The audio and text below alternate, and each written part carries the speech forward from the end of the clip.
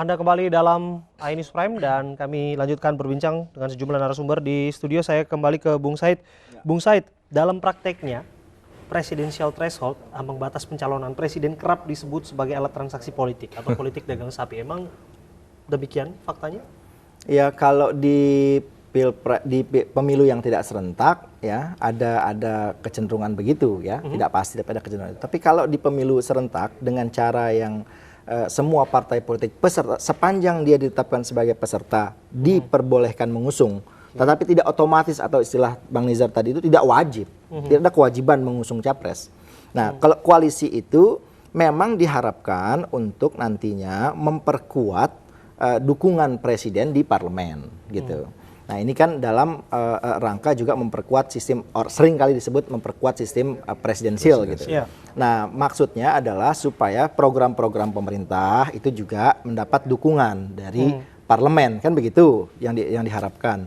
Nah, sekarang kalau kemudian ada presidensial threshold diberlakukan, walaupun dasarnya tadi sudah tidak tepat ya, menggunakan dasar 2014 yang sudah digunakan di Pilpres 2014. Itu sudah tidak tepat. Tapi andai pun mau dipaksakan demikian, maka yang terjadi apa?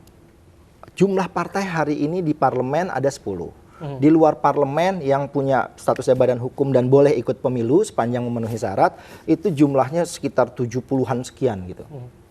Berarti ini kan membatasi partai-partai ini juga untuk memiliki wakil rakyat di DPR gitu. Karena serentak tadi, kalau dulu kan legislatif dulu, baru presiden. Nah, sekarang kan kalau ketika dia dilarang untuk atau dibatasi tidak boleh yang ada mencalonkan parliamentary threshold. Presidensial threshold. Kalau dia tidak boleh mencalonkan presiden, tidak diberikan keleluasaan memilih apakah mengusung sendiri ataukah berkoalisi, maka yang terjadi dengan adanya presidensial threshold 20% tadi itu membuat jumlah calon presiden wakil presiden semakin kecil. Ya, let's say 2 atau 3 misalnya, gitu ya. Maksimal kan 4, kalau kita hitung 20-25% itu kan kira-kira itu. Maksimal kira-kira 4 lah. Nah, sekarang kalau 4, jumlah partainya itu kan puluhan tadi. Kita nggak tahu berapa yang akan lolos.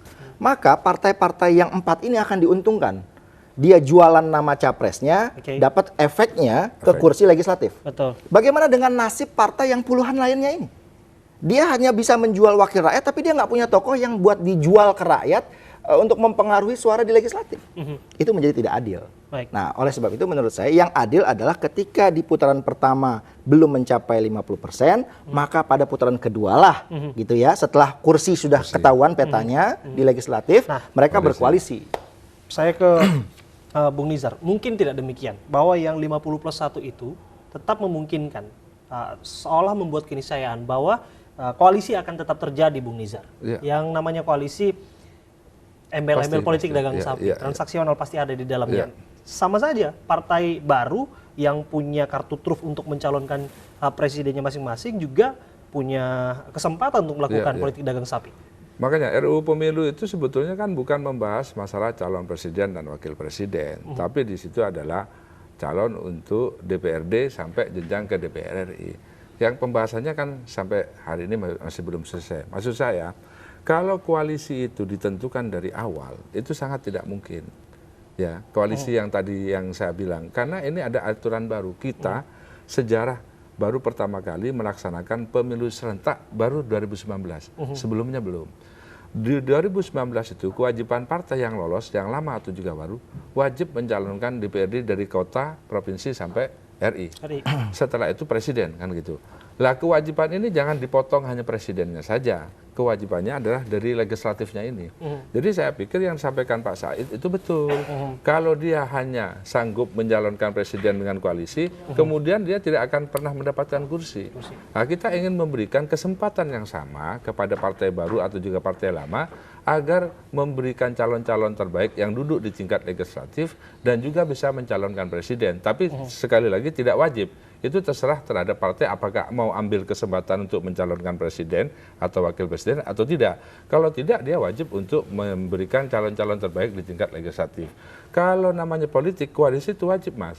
Karena untuk memperkuat sisi presidensilnya. Betul. Tapi kalau misalkan dalam pemilu tingkat pertama, misalkan kalau rencana Nah, apa bedanya pemilu tingkat pertama dengan tingkat kedua? Pada akhirnya yang kita saksikan transaksionalisme Enggak, itu maksud saya begini, sampai terbawa bahkan dalam kabinet yang dibentuk oleh 19 presiden terpilih. April kan, ini jadwalnya 19 April, belum mencapai 50% persatu. Betul, Maka betul. kan harus ada koalisi. Ada koalisi. Terserah dari partai-partai tadi, baik yang lolos dia punya partai, lolos di kursi di DPR RI atau tidak, dia berhak untuk koalisi.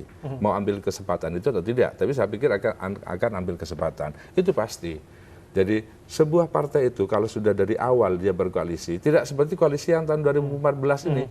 Ya, sekarang ke A, besok ke B, ini yang tidak ingin kita terjadi seperti itu.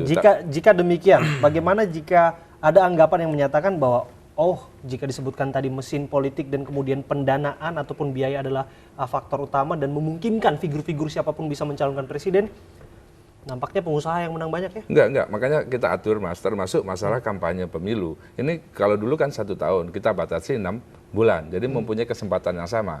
Artinya untuk pengeluaran itu sudah akan kita atur di subkoordinat dari yang 4 itu. Jadi partai politik yang lolos verifikasi, dia bisa untuk kampanye itu batasannya 6 bulan sebelum pemilu. Kalau dulu kan 1 tahun. Makanya ini akan kita batasi pelan-pelan, termasuk isu masalah saksi yang isu ya. Bagaimana kemudian Anda kan di pansus, meyakinkan masyarakat bahwa Anda sedang menciptakan satu undang-undang yang paling pantas, paling pas dalam sistem demokrasi kita, akan melahirkan seorang figur negarawan.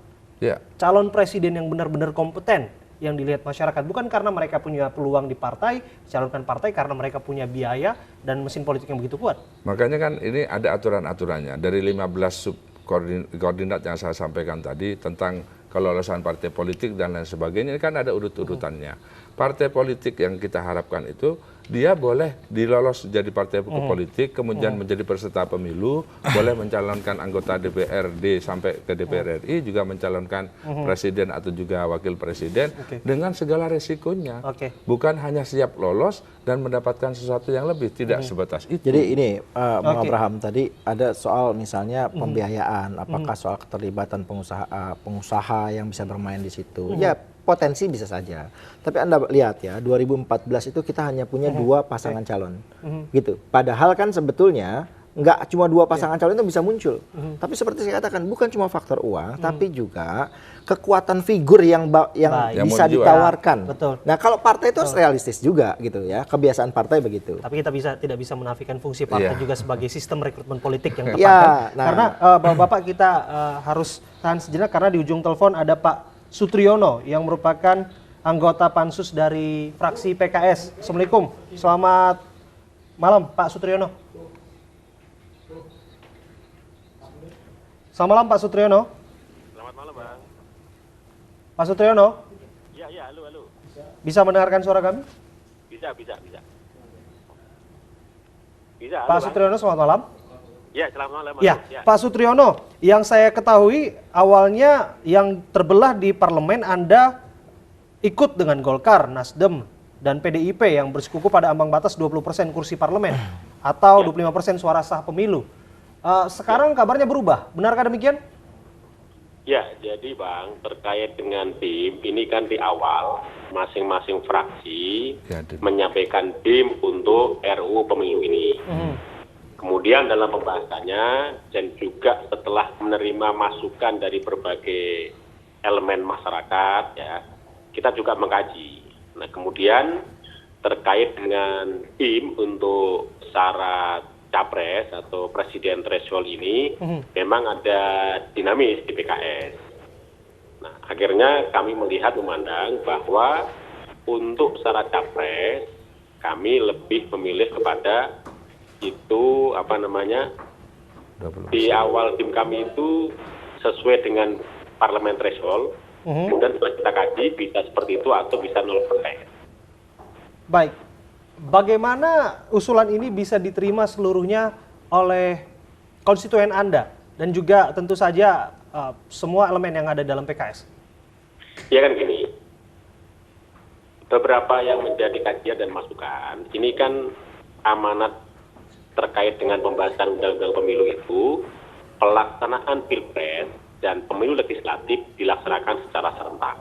Nah, ketika kita mencantumkan atau mensyaratkan 25% suara, 25% kursi atau 25% suara, ini kan yang harus dijadikan base-nya itu suara di mana? Karena pelaksanaannya secara bersamaan atau secara serentak. Kalau kita menggunakan base pada hasil pilpres sebelumnya, itu kan juga sudah dipakai untuk pilpres tahun yang lalu, periode yang kemarin gitu.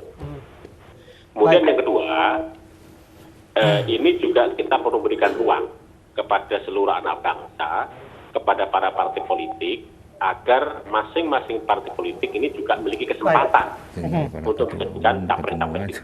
Itu yang kita bahas di studio. Izinkan saya kembali bersama dengan narasumber di studio. Saya ke Bung Said.